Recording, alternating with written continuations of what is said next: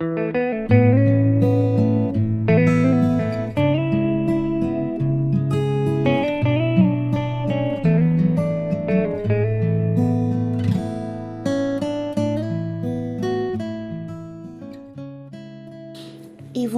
de Jésus-Christ selon Saint Jean. En ce temps-là, Jésus disait à Nicodème, « De même que le serpent de bronze fut élevé par Moïse dans le désert, ainsi faut-il que le Fils de l'homme soit élevé, afin qu'en lui tout homme qui croit ait la vie éternelle. Car Dieu a tellement aimé le monde qu'il a donné son Fils unique, afin que quiconque croit en lui ne se perde pas, mais obtienne la vie éternelle. Car Dieu a envoyé son Fils dans le monde, non pas pour juger le monde, mais pour que par lui le monde soit sauvé. Celui qui croit en lui échappe au jugement, celui qui ne croit pas est déjà jugé du fait qu'il n'a pas cru au nom du Fils unique de Dieu. Et le jugement, le voici. La lumière est venue dans le monde, et les hommes ont préféré les ténèbres à la lumière parce que leurs œuvres étaient mauvaises. Celui qui fait le mal déteste la lumière. Il ne vient pas à la lumière de peur que ses œuvres ne soient dénoncées.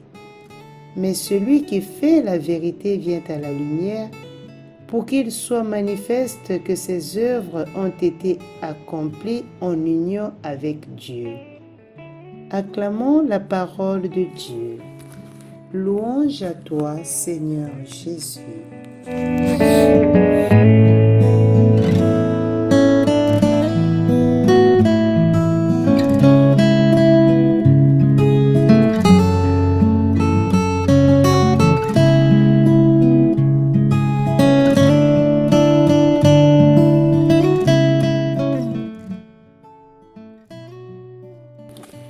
Chers auditeurs de 3 minutes d'Évangile, bonjour. Nous célébrons aujourd'hui le 4e dimanche du temps de Carême et l'Évangile que nous venons d'écouter nous met en face de Jésus et de Nicodème. En effet, Jésus avait déjà abordé avec Nicodème le sujet de la nouvelle naissance par la grâce du Saint-Esprit, un sujet que Nicodème avait peu compris et que de nombreux chrétiens comprennent probablement peu avec leur esprit et vivent peu dans leur âme. Jésus ne s'attarde pas à donner trop d'explications, mais il continue en affirmant qu'il est descendu de Dieu le Père et qu'il ressuscitera, indiquant tout le parcours de la mission que le Père lui a confiée, c'est-à-dire celle de notre salut. C'est pour cela qu'il est venu, pour nous donner la vie et la vraie lumière qui éclaire le chemin le plus authentique de notre vie. Mais Jésus est souvent refusé parce que les hommes aiment les ténèbres plus que la lumière, les ténèbres de la malhonnêteté et du gain personnel. Cependant, cela ne l'empêche pas de remplir sa mission. Cette mission qui conduira Jésus à une élévation très particulière. Il sera élevé sur la croix avant de remonter au ciel aux côtés de son Père. Il porte comme symbole du voyage à venir celui du serpent d'airain brandi par Moïse, lorsque dans le désert les Juifs étaient mordus par les serpents venimeux. Celui qui regardait ce serpent était guéri.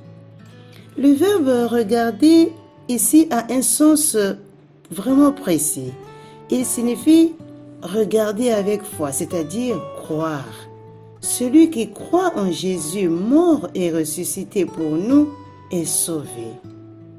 Pourquoi était-il nécessaire que Jésus meure sur la croix?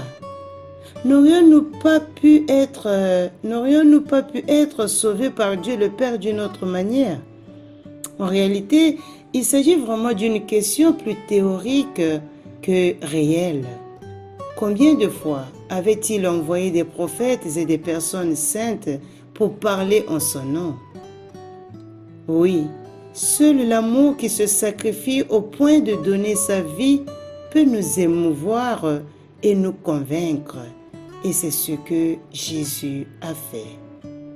Bon dimanche à tous, dans un esprit d'amour dans nos familles, dans nos communautés et autour de nous.